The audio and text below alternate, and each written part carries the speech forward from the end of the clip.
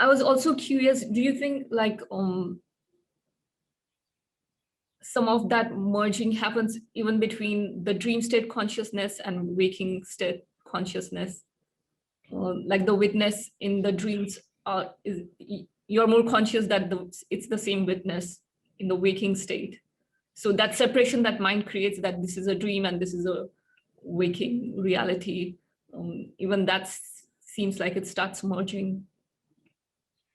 Yes, of course, this is why it's spoken very often to when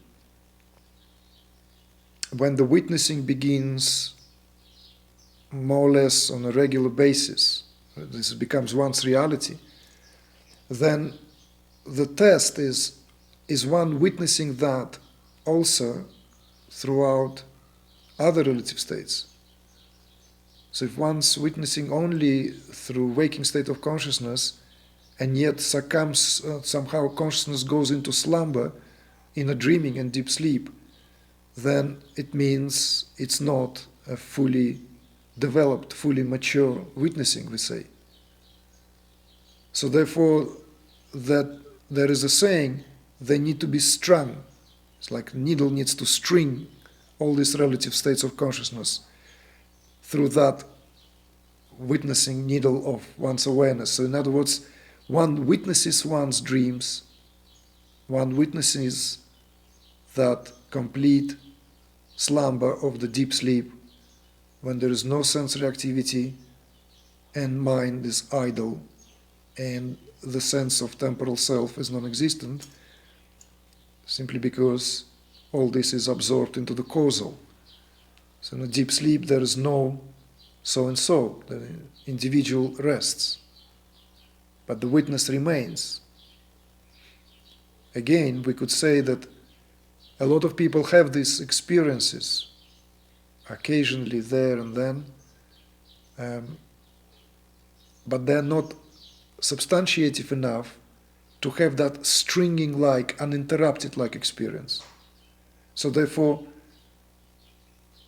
one's consciousness, as it were, still fragmented by these coming and goings of relative states, waking, dreaming, deep sleep. And it is a prerequisite, almost experientially verifiable and need to be lived, when one's consciousness no longer collapses and no longer subjected to the comings and goings of these temporal states, relative states. When that is experienced, it's a very, it's not only beautiful, of course it's beautiful, but it's also this continuation, this continuity is then savored fully. And then it's the subtlest confirmation that one's awareness is not coming and going anywhere. It's not subjected to the brainwave activity. It's seamless and uninterrupted. But even then, it could be so subtle that unless one really understands and really has enough attention, one may not be able to put it together, because people sometimes come up and they complain, well, I cannot sleep at all. My sleep is gone. I'm in the midst of all this. I cannot sleep. It's like this. And of course, at that phase, the connection, the neurophysiological activity is not yet refined enough to experience this simultaneity. Body is at rest and consciousness simply witnessing. And all bodily functions are at rest. No, it's almost like consciousness takes the body and doesn't allow it to rest. It's a very uncomfortable phase. Many people, many meditators know this phase.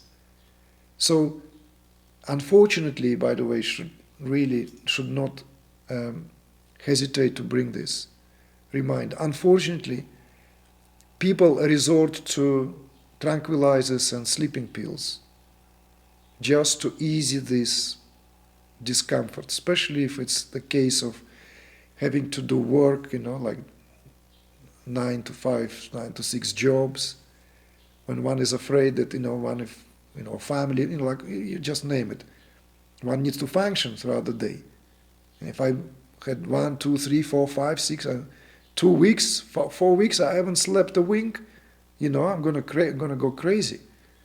So this is where guidance is required. This is where guiding someone and reassuring them that this is indeed normal, part and parcel, do not worry, do this, this and that, take care of yourself, what needs to be done so as to lull the physiology into a comfortable state so that the physiology can, as it were, from that agitated state, learn to rest, whilst consciousness requires no rest. Brahman never sleeps, I say.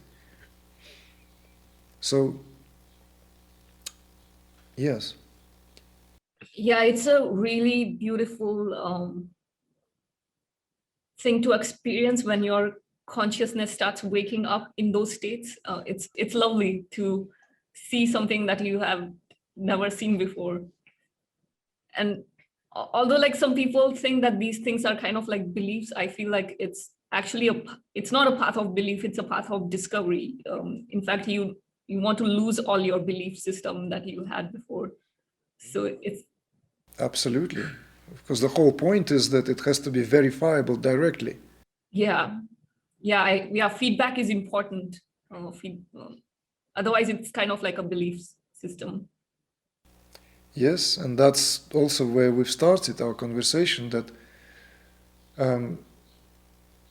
the highest, like cherry on the cake, right? It's for the one who already has all these experiences, and to make sense of these experiences, or to make greater sense of these experiences, then the Advaitic teaching comes in. This Vedanta gives this philosophical now outlook on what prior to that was experienced deeply personally, without being able to ascertain whether, it's like, where is sky, where is earth, because it's like everything topples over. And this ascertainment comes from the exposure to these teachings. Otherwise, everything very quickly is converted by the mind into ideology. Very quickly converted, right, into the mental systems. And a lot of people out there who partook enough in these satsangs, they think that they got it. In conversations, they think that that's what this is about. And they will argue their way through that this is what this is about. It's about to understand something, and that understanding is the whole point. Whereas, in fact, that conversion into ideology already took place. Mental concept. Before it was mental concept, maybe called ignorance, and we want to get rid of it. Now we replace it with the mental concept of how things are. But they're still concepts. Yeah, that's Cognition didn't take place. That root of the term cognition has a Greek gnosis. And gnosis is a Sanskrit jnana. Gyan gave rise to gnosis in ancient Greek. So the English word cognition is something to bring into that knowingness. But it's not a mental concept. It's to cognize, to bring into the gnosis, awakening. It's very interesting how in the mainstream world we are so deeply cognized with the body-mind separate self setup that when we talk about this looks like a belief system, whereas actually it's the opposite, where if you are cognized with, if you are that you are something, you are a separate self, everything else, the reality shows up in that, with that cognition, with that level of cognition. Yes, that's why it's like the verses in the Bhagavad Gita, right? Kind of sound perplexing, but it's for the one who is awake, right? He is asleep when everyone is awake, and he's awake when wait a minute. He's asleep to what everyone is awake, and he is awake to what everyone is asleep. So it's that complete reversal.